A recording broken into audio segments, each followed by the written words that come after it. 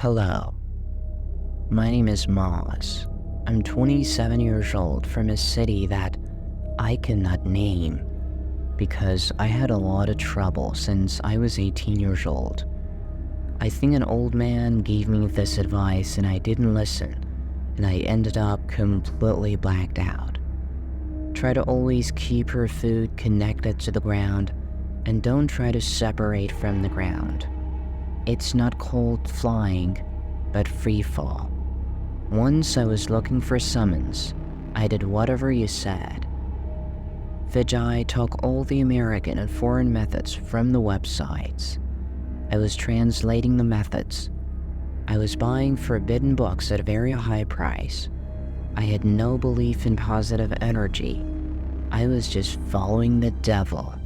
I have to say that I was doing so many dirty and impudent things that now that I think about it, I see how much I was stupid and stupid. My mother, unlike me, was a person of faith. She woke up in a hurry one night and told me, "Please don't do this again. You tried everything you wanted. Stop it." I said, "What happened when you fall asleep?" "You're blaming me?" He said, "I dreamed that 7 Qurans were lying on the floor at home. I went to collect them one by one. When I reached the last one, someone told me not to touch." I said, "Why? Why did he say that Quran is your son's and impure, and you shouldn't touch it?" "What did you do?" "You have defiled yourself." I laughed at night and said, "You ate too much dinner. You took a nap, you lost your mind, go to sleep. Let's not stray from the main story." Wherever they say there's Jenny's house something. I used to go alone early. I slept there just to see them and be able to talk to them. I wanted to see the devil himself. All I wanted was that I saw the devil. I was drawing evil shapes on the ground with my own blood. I was summoning them, but it didn't help. I was only playing heavy metal, death metal music. My whole being was filled with negative energy, and it was making my whole soul negative and black, which I didn't know until it hit me to find a prayer writer. To get that solution, I found someone by asking. I went to him. He was a middle-aged man. His face was full of positive energy. Maybe I felt that way until I entered that room. He raised his head and looked at me with a compassionate expression. I said, "It's not black, don't blame me. I'll give you whatever money you want. I'll just want to meet someone for an hour." He said that I told him the Lord of Darkness. His eyes widened. He said, "You mean the devil?" I said, and he saw the light in my eyes. His hands were shaking. He was shaking from hand to toe. He said, "I can. I will give you the address of someone. Go to him. He has an unbelieving client, but he can't do anything for you, and he refuses. Or if I go, he will miss me." His name was Jirani. Unfortunately, I found his blood in another city. When I arrived, there was a black cat without a yard. That is, the door opened into an alley. His office was on the 3rd floor. I was there until I reached the top and saw the cat sitting next to his hand. There was no way he could have reached there without seeing him. I realized that the solution was this man's hand was almost young, but all his hair was white. His eyes were black, and his face was full of wrinkles. The broken crust is not clear in what language I came to speak.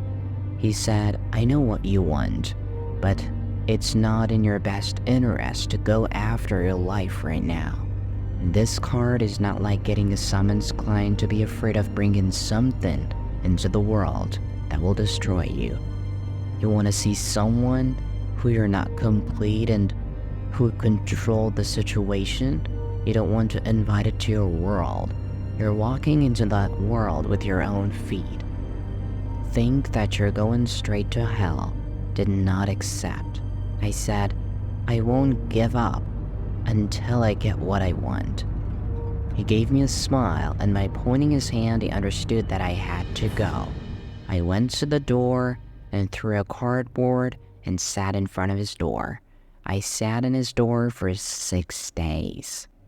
Every time he left, he saw me, or he would look out of the window, and sometimes at night, there would be sounds coming from his blood that would frighten any listener. It was as if the oxygen in his blood was halved. I could barely breathe at night, especially at 3 in the morning, until the cold clear, as if there was no oxygen, so much that my face was purple. One day, the neighbor I met was an old man. He came to me and told me that you're sitting in a good place, young man. I said, how did he say that your eyes are full of evil? It is not a pity that you didn't eat when you were a child. Until you help the needy, come and look for the devil. I laughed from the bottom of my heart when I saw that old man. The poor man lowered his head. When he was leaving, he looked back at me and said, try to keep your feet on the ground and don't want to be separated from the ground. This is not a flight. It is a free fall. And he left. When he left, Giovanni shouted from the window. He said, go buy a piece of copper, 2 dimensions, and a few other things. I went and made all the orders and purchases and came back to him. He said, go to this room, go to sleep. I'll call you at 3:33. We will start. Give me $1,000 to this account. I transferred the money and I went to his room to sleep. But which room was like a concrete wall on my chest. I could hear the shadows and the sound of his client's footsteps. The appointed hour arrived. An ally asked me my name and my mother's. I said, shouldn't be my father's name? He began to write on the copper a pentagram star surrounded by a snake that had bitten its own tail, and began to write it in a line that I think was Hebrew. I felt that with my eyes that were sullen when he was writing. I felt that his ears were sharp. There was no shadow on the wall, as if someone was saying something in his ear. When it was over, he said that every night at 11 to 12 o'clock, you turn on the gas under him. You stand on top of him until it turns red. Let's do it.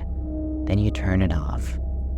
You put one of this plant that I give you, and you circulate its smoke in the house until 40 days later.